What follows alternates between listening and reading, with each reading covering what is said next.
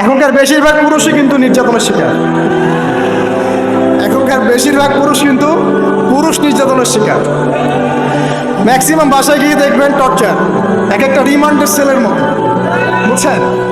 এবং এটা 7 দিন 5 দিন 7 দিনের রিমান্ড না, এটা লাইফ টাইম রিমান্ড, মানে পুরো পুরো জীবন ধরে রিমান্ড চলবে। তো এই যে সমস্যা, তা কার কার জন্য করি? পরিবার, সন্তান, ওই পিতা মাতা, আত্মীয় স্বজন, এগুলোর জন্য। কিন্তু একটা কথা শোনেন আমার, আমরা যখন মারা যাব না, আমরা মারা গেলে পরে 40 দিন তারা আমাদেরকে মনে রাখবে কিনা সন্দেহ আছে। বিশ্বাস করছেন না?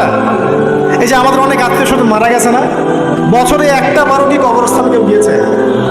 বা হয়তো যায়, মৃত্যুবার্ষিকী ওই দিন যায়, তাই না? দেখেন আমরা কিন্তু আস্তে আস্তে ভুলে গিয়েছি তাদের, আমরা ব্যস্ত হয়ে গেছি। ঠিক একইভাবে তারাও আমাদেরকে ভুলে যাবে। এই জন্যে আমি বারবার আপনাদেরকে মনে করে একটা কথা, আমার জীবন থেকে উপলব্ধি করি একটা কথা, যে একমাত্র আল্লাহ ছাড়া এই পৃথিবীতে এবং পরকালে আমাদের